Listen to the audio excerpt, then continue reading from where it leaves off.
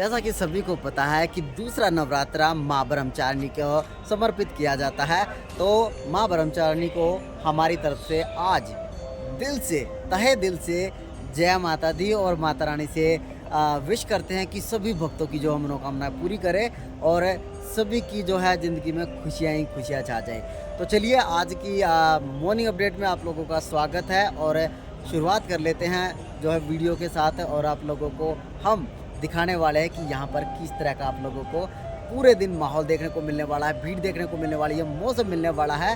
तो वीडियो के बिल्कुल लास्ट तक बने रहे, बिल्कुल भी बीच में छोड़ के ना जाए। जय माता दी।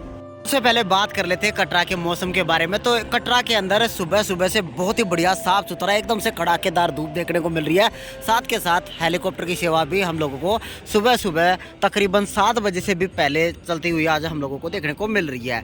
बाकी मौसम जैसा कि आप लोग देख पा रहे हैं एकदम से बढ़िया साफ सुथरा पूरे दिन बना रहने वाला है और पूरे दिन ही आप लोगों को साफ सुथरी धूप के साथ कह सकते हैं अच्छी खासी मात्रा में दिन के अंदर गर्माहट भी लगने वाली है। जय माता दी। चलिए इसके बाद बात कर लेते हैं भवन के ऊपर भीड़ कैसी चल रही है। तो आप लोगों को जानकारी के लिए बता दें, एक दिन में तकरीबन 40,000 के आसपास जो है माँ भगवती के दरबार में भक्त दर्शन के लिए पहुंच रहे हैं। भीड़ बहुत ज़्यादा चल रही है भवन के ऊपर और ये तो ऑब्वियस सी बात है कि जब भी माँ भगवती के नवरात्रे होते हैं भीड़ भी हम लोगों को अच्छी खासी मात्रा में भवन के ऊपर हमेशा ही देखने को मिलती है। चलिए इसके बाद आप लोगों को एक मेजर अपडेट दे देते हैं कि आप लोगों को जो मनोकामना भवन और दुर्गा भवन के अंदर है जो फ्री वाली जगह मिलती थी, जहां पर आप लोगों को जो कंबल आराम से मिल जाते थे रात के टाइम में सोने के लिए, इस बार उन दोनों जगह को बंद रखा गया। श्राइन बोर्ड का मानना है कि माँ भगवती के दरबार में भीड़ बहुत ज़्यादा बढ़ जाती है, गैदरिंग वहाँ पर ना हो, इसके लिए दोनों चीज़ों को बंद रखा गया ताकि माँ के भगवती के भक्त माँ भगवती के दर्शन पाए और दर्शनों के बाद सीधे नीचे की तरफ चल जाए, भवन के ऊपर भीड़ इकट्ठा ना हो, इसलिए इन दोनों जगह को बंद रखा गया है।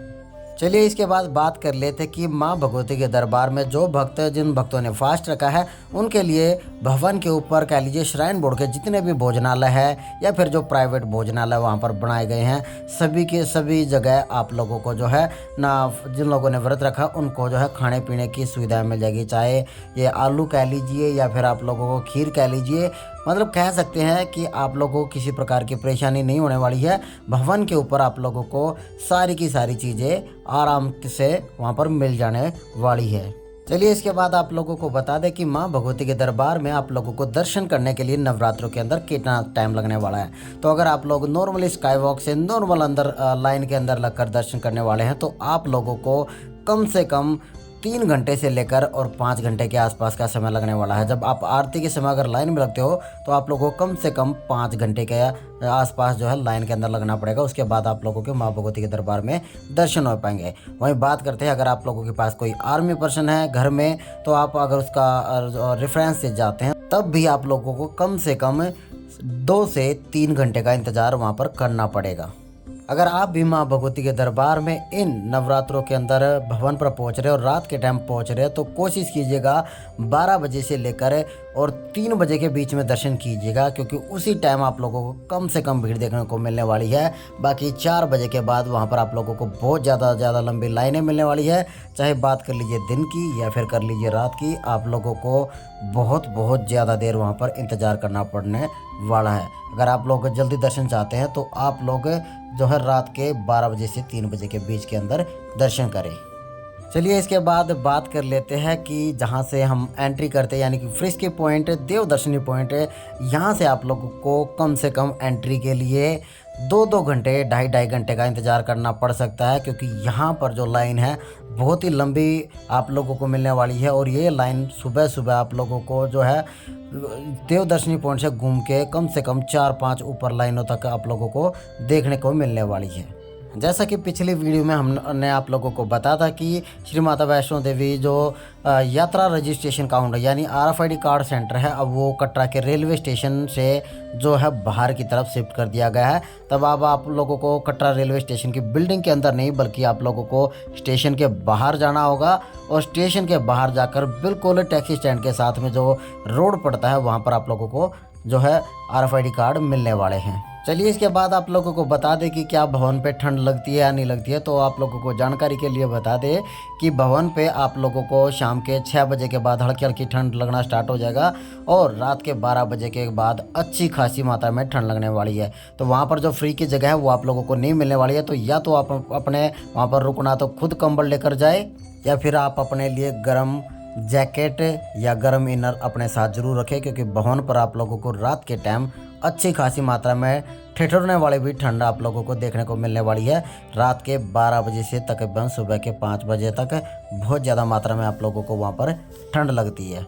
चलिए इसके बाद बात कर लेते हैं भवन के ऊपर रोपवे के बारे में। तो जानकारी के लिए बता दें कि आप लोगों को जो नवरात्रों के अंदर अगर आप लोगों का प्लान है तो घर से ऑनलाइन ही आप लोग जो है रोपवे की टिकट बुक करके चले, क्योंकि 3 तारीख को माँ भगवती के दरबार में ऑफलाइन टिकट वालों को एक भी स्लॉट नहीं दिया गया है और सभी के सभी स्लॉट जो है ऑनलाइन वालों को दिए गए हैं। भवन के ऊपर जो है लंगर फैसिलिटी की बात कर लेते हैं। तो आप लोगों को जानकारी के लिए बता दें कि नीचे ताराकोट मार्ग पर आप लोगों को लंगर की फैसिलिटी मिल जाएगी।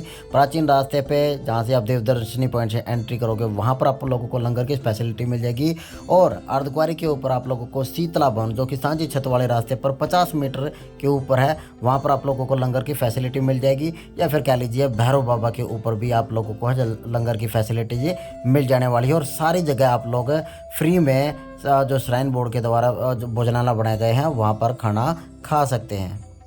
चलो भीड़ तो जो माँ भगवती के दरबार में आप लोगों को देखने को मिलती रहेगी, बाकी आप लोगों को बिल्कुल भी घबराना नहीं है और जो अपनी यात्रा को है सुचारू रूप से चालू रखना है। माँ भगवती सभी भक्तों को जो बहुत ही प्यारे दर्शन देंगे। जिनके मन में ये डर चल रहा है कि बहुत ज़्यादा भीड़ है, वहाँ पर हम कैसा जो है एडजस्ट हो पाएंगे, कैसे वहाँ पर दर्शन कर पाएंगे, तो सभी के दर्शन बहुत ही बढ़िया तरीके से होने वाले हैं। किसी भी प्रकार की कोई टेंशन लेने की ज़रूरत नहीं है। चलिए इसके बाद बात कर लेते हैं अपने अगले सेगमेंट अर्धकुंवारी के बारे में। तो चलिए अर्धकुंवारी के बारे में आप लोगों को बता दें कि अगर आप लोग अर्धकुंवारी के दर्शन करना चाहते हैं तो कम से कम आप लोगों को 56 घंटे यानी कि 2.5 दिन का वहाँ पर इंतज़ार करना पड़ेगा। या फिर आप जिनके पास ऑनलाइन की पर्ची जिन लोगों ने टोकन कटा रखा होगा उनको जो है आरती के टाइम आरती के अंदर शामिल किया जाएगा और आरती जैसे ही ख़त्म की होगी उनको जो है टॉप प्रायोरिटी दी जाएगी। सबसे पहले जो भक्त आरती के अंदर शामिल होंगे सब भक्तों को जो है अर्धकुंवारी गर्भजन गुफा से दर्शन करने का मौका मिलने वाला है। चलिए अपने लास्ट सेगमेंट के बारे में बात कर लेते हैं। ट्रेनों की जानकारी और आप लोगों को दे देते हैं कि इस टाइम मालवा और सुपर यानी कि जो सुबह 10:05 पे कटरा से चलती है और शाम को 5:25 पे कटरा पहुँचती है। ये दोनों गाड़ियाँ 8/10/2024 तक डेली लेट रहने वाली है, क्योंकि अम्बाला और लुधियाना के बीच में जो है नॉन इंटरलॉकिंग का काम चल रहा है, जिसकी वजह से डेली ये गाड़ियाँ रात के 9 से जो है 12-1 बजे के बीच में डेली आप लोगों को कटरा पहुँचते हुए देखने को मिलने वाली है। बाकी श्री शक्ति, उत्तर संपर्क क्रांति और जम्मू मेल, वंदे भारत ये आप लोगों को प्रॉपर अपने टाइम पर आती हुई देखने को मिलेगी और अपने प्रॉपर टाइम से हुई जाते देखने को आप लोगों को कटरा के अंदर और कटरा से रवाना होते देखने को मिलने वाली है। चलिए हम उम्मीद करते हैं हमारे द्वारा दी गई हुई जानकारी आप लोगों को पसंद आई होगी और जानकारी अगर पसंद आई है तो चैनल को कर लीजिए सब्सक्राइब, क्योंकि वैष्णो देवी कटरा से आप लोगों के लिए डेली नई और फ्रेश जानकारी आप लोगों तक पहुंचती रहेगी। आज के लिए इतना ही। सभी भक्तों को मेरी तरफ से जय माता दी।